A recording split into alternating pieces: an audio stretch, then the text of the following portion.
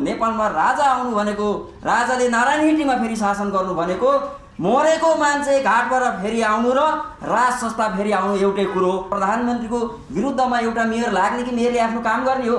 पोहोर 80 सालमा पनि पूर्व राजाले फागुन 7 गते म दरबार छिर्छु भनेका थिए, 79 मा पनि भनेका थिए, 81 मा भने। भोलि 82 साल फागुन 7 गते पनि राजाले के गर्छन्? पूर्व राजाले म दरबार छिर्छु भन्छन्, मलाई साथ दिन। तर उनको यो स्ट्यान्डबाजी मात्र हो। प्रेत आत्माको रूपमा ज्ञानेन्द्र साईहरू, दुर्गा प्रसाईहरू, तपाईको राजेन्द्र लिङ्गदेनहरू राजा ल्याउँछु भनेर बोलिरहेछन्। यो प्रेत आत्मा हो। केपी शर्मा ओली जतिको शक्तिशाली प्रधानमन्त्री बालिसँग डराउने कुरा आउँछ। सधैँ इस्टर्न बाजी र भ्रममा जनताले पत्याउने छैन। मेयरको दादागिरी बढेको छ, अराजक बढेको छ। कर्मचारीको क्षेत्र अधिकार नेताको जस्तो अर्कोको जस्तो हुँदैन। बालेन तन्त्र धेरै दिन टिक्न नसक्ने अवस्था देखिएको छ। हिजो राति यस काठमाडौँ महानगरपालिकाका मेयर बालेनले स्ट्याटस लेखेका छन्। उनले नेकपा एमाले र एमालेका अध्यक्ष सम्मानित नेता सामान्य प्रधानमन्त्री केपी शर्मा ओलीको विरुद्ध स्ट्याटस लेखेका छन्। उनले 6 वटा पोइन्टमा त्यो स्ट्याटस लेखेका छन्। म त्यही सेरोफेरोमा रहेर सत्य कुरो के हो, काठमाडौँ महानगरपालिकाभित्र किन प्रमुख प्रशासकीय अधिकृतहरू टिक्न सकिरहेका छैनन्? 1 वर्षमा 4 जना आइसके, कुनै पनि बस्न सकेका छैनन्। कर्मचारीहरूले कस्तो ज्यादती खेपिरहेका छन्, कस्तो यातना खेपिरहेका छन् यो बालेन तन्त्रमा, यो बालेन राजमा। तर जनता किन बालेनको पछि बालेन भनिरहेका छन्? त्यस कारणले म सम्पूर्ण विभिन्न टेलिभिजनहरू, सामाजिक सञ्जालहरू, मिडियाहरू हेर्ने सम्पूर्ण नेपाली दाजुभाइ दिदीबहिनीहरूलाई वास्तविक कुरो के हो, बालेनको वास्तविक नियत के हो, बालेनको वास्तविक नियत के हो भन्ने कुरो म यहाँ प्रमाण लिएर आएको छु। म यहाँ तथ्यमा आधारित भएर बोल्दैछु। म यहाँ गफ गर्न आएको छैन। र मैले भन्न खोजेको यो मैले बोलेका कुराहरू, मैले ल्याएका प्रमाणहरू झुटो भयो भने म मुलुकको कानुनअनुसार कानुनको कठघरामा उभिन पनि तयार छु। र मेरो नाम रामप्रसाद रिजाल नेकपा एमाले पार्टीसँग सम्बन्धित रहेको छु। र म विषयवस्तुतिर जान चाहन्छु। अहिलेसम्म 3 वर्षमा काठमाडौँ महानगरपालिकामा 4 जना प्रमुख प्रशासकीय अधिकृत पठाइसकिएको छ। तर वर्ष दिन पनि नहुँदै कारबाही गरी पठाएका र टिक्न नसकेपछि स्वेच्छाले गएका हुन्। प्रमुख प्रशासकीय अधिकृतको कार्यकाल 2 वर्षको हुन्छ। पहिलो लोकनाथ पौडेल टिक्न नसकेपछि जानुभयो। दोस्रो वसन्त अधिकारीलाई बिना प्रमाण दोषी करार गरी दोषी नभई कार्यकक्षमा ताला लगाएर मिडियामा चरित्र हत्या गरेर आफै न्यायाधीश बालेन बनेर भ्रष्ट भनेर खेदाएका हुन्। उनी अहिले सम्मानपूर्वक तपाईको पाल्पाको प्रमुख जिल्ला अधिकारी सिडिओमा कार्यरत छन्। दोषी हो भने कहीँ कतैबाट उहाँ दोषी हो भन्ने कहीँबाट प्रमाणित भएको छैन। तेस्रो फेरि आउनुभयो कार्यकारिणी प्रमुख भनौँ न प्रशासकीय अधिकृत प्रदीप परियार पनि टिक्न नसकेपछि सो इच्छाले त्यहाँबाट भागे गएका हुन्। सायद उनलाई पनि चरित्र हत्या गरिँदैछ भन्ने जानकारी पाएपछि गएका हुन् भन्ने जानकार भएको छ। चौथो मेयरको भनौँ न बालेनको शासनमा चौथो सरोज गुरागाई आफैले काठमाडौँको टावरको जरिमाना लिएर नक्सा पास गरिदिनु भनेर मेयरले आदेश दिएका फाइल काठमाडौँ महानगरपालिकामा अझै सुरक्षित छ।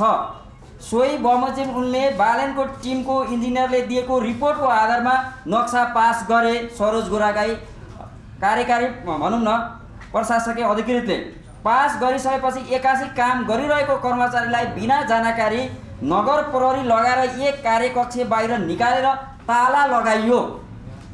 यस विषयमा छानबिन समिति गठन गरेका छन्। प्रमुख प्रशासकीय अधिकृत दोषी हुन् कि निर्दोष हुन् अहिलेसम्म प्रतिवेदन आएको छैन। यसरी कर्मचारी र प्रमुख प्रशासकीय अधिकृतलाई आफै मनलाग्दी बिना सबुत भ्रष्ट हो भन्ने करार गर्न एउटा मेयरले मिल्छ?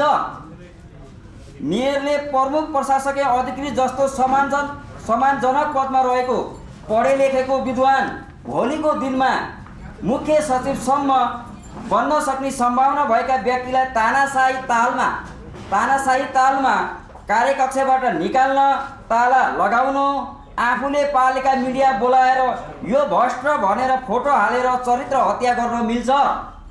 यो ज्यादती होइन। अहिलेका प्रमुख प्रशासकीय अधिकृत दोषी हुन् भने प्रमाणित नभई उनको सरुवा नभई छानबिन समितिको प्रतिवेदन नआई मेयरले मन परेको उसको टिमले भनेको मान्न को जान तयार छ? यस विषयमा उपमेयर लगायत काठमाडौँ महानगरपालिकाको सम्पूर्ण टिम नै बालेनको कर्मचारी प्रतिको ज्यादतीबाट दिक्क छ। स्थानीय सरकार सञ्चालन ऐन 2 भ्रष्ट हुन् भनेर स्ट्याट्युट लेखिएको छ। भ्रष्ट हुन् भन्ने प्रमाणित कसले गर्यो? के बालेनलाई चरित्र हत्या गर्ने छुट छ? अनि काठमाडौँ महानगरपालिकाको नितान्त प्रशासनिक विषय जुन कुरो सङ्घीय मामिला तथा सामान्य प्रशासन मन्त्रालयसँग जोडेको कुरालाई प्रधानमन्त्री केपी शर्मा ओलीलाई जोडेर मेयर जस्तो सम्मानजनक पदमा रहेको व्यक्तिले समाज भड्काउने तरिकाले स्ट्याट्युट लेख्न मिल्छ? बालेनको कर्मचारीप्रति गर्ने व्यवहारको सुशासन यही हो। शिव अधिकारीज्यू भन्ने लेख्नुभएको छ बालेनको विषयमा। सत्य कुरा लेख्दा यहाँ तथानाम गाली खानुपर्छ, तर पनि मनले मान्दैन। कुरो काठमाडौँ महानगरपालिकाको हो। प्रमुख प्रशासकीय अधिकृतले विधि र प्रक्रिया मिचेर वा नपुर्याई नक्सा पास गरेको कुरा आएको छ। कर्मचारीले कानुनी प्रक्रिया मिचेर वा अधिकार क्षेत्र बाहिर गएर काम गरेमा उसमाथि कारबाही हुन्छ र हुनुपर्छ। सो विषयमा छानबिन समिति पनि बनेको कुरा आएको छ, तर उनी निलम्बनमा छन्, न कार्यालय गएका छन्। उनको कार्यकक्षमा ताला लागेकोले बिदामा बसेका छन्। कर्मचारी बिदामा बस्दा अर्कोले निमित्त चलाउने व्यवस्था त हुन्छ नै। निमित्तलाई आर्थिक र प्रशासनिक अधिकार दिन सकिन्छ होला नि? यो त भयो कार्यालय सञ्चालनको कुरो। कर्मचारीलाई गलत भएको भए निलम्बन गर्नु पर्यो, होइन भने कार्यालयमा हाजिर गराउनु पर्यो नि। छानबिन समिति गठन हुन्छ, प्रतिवेदन आउँदैन, अझ छानबिन समिति नै निष्क्रिय बनाएको समाचार आएको छ। कसैलाई मन लाग्यो भन्दैमा कानुनको प्रक्रिया पुरा नगरी उपस्थितमा रोक लगाउन पाइन्छ र बिना स्वीकृति अनुपस्थित भएको हो भने पनि कारबाही हुनुपर्ने। कतै मैले स्थानीय निकायको कर्मचारी प्रशासन नबुझेको हो कि स्वेच्छाचारी अधिकार त नहुनु पर्ने हो भनेर यसरी अहिले विभिन्न सामाजिक सञ्जालमा काठमाडौँका मेयरको ज्यादती, कर्मचारीमाथिको ज्यादती, उनले क्षेत्र अधिकारभन्दा बाहिर गरेका गतिविधिहरू, प्रधानमन्त्रीले के कर्मचारी नियुक्ति गर्ने हो काठमाडौँ महानगरको? र अहिलेसम्म मैले अघि भने 4 जना कर्मचारी, बालेन एक मेयर भएपछि 4 जना कर्मचारी आइसके, कुनै पनि टिक्न सकेको छैन। त्यस कारणले यो बालेन तन्त्रको ज्यादती कर्मचारीमाथि भएका अन्यहरूमा यो मैले बोलेको, मैले लेखेको विषयमा तपाईँहरू बुझ्न सक्नुहुन्छ। मैले अघि पनि भने मैले यो तथ्य प्रमाणको आधारमा त्यहाँका कर्मचारीहरूबाटै लिएको हो मैले। त्यस कारणले यो बालेन तन्त्र धेरै दिन टिक्न नसक्ने अवस्था देखिएको छ। त्यस कारणले मैले जोड दिन खोजेको यसरी एउटा प्रधानमन्त्रीको विरुद्धमा एउटा मेयर लाग्ने कि मेयरले आफ्नो काम गर्ने हो, आफ्नो क्षेत्र अधिकारमा बस्ने हो, सधैँ स्टनबाजी र भ्रममा अब जनताले पत्याउने छैनन् भन्ने कुरो।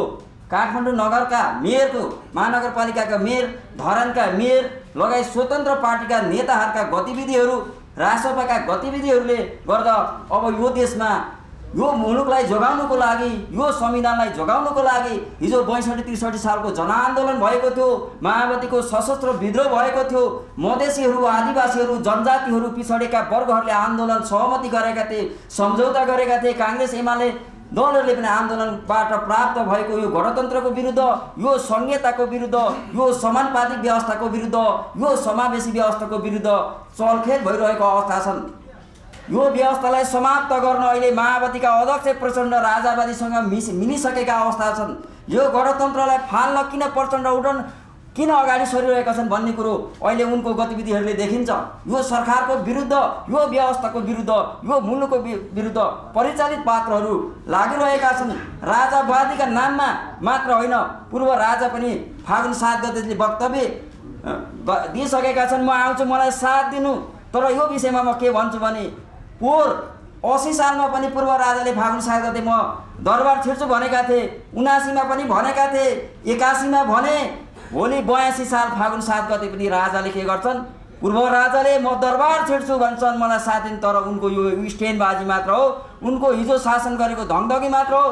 पूर्व राजा अथवा यो राज संस्था राजतन्त्रलाई हिजो ६५-६३ सालको जनआन्दोलनपछि संविधान सभाको जेठ 15 गते ६५ साल बसेको बैठकले दरबार राजालाई चाहिँ राज संस्थालाई चाहिँ लगेर दाह संस्कार गराइसकेको छ, आर्यघाटमा लगेर जलाइसकेको छ र राजा ल्याउँछु भन्ने ज्ञानेन्द्र शाहीहरू राजेन्द्र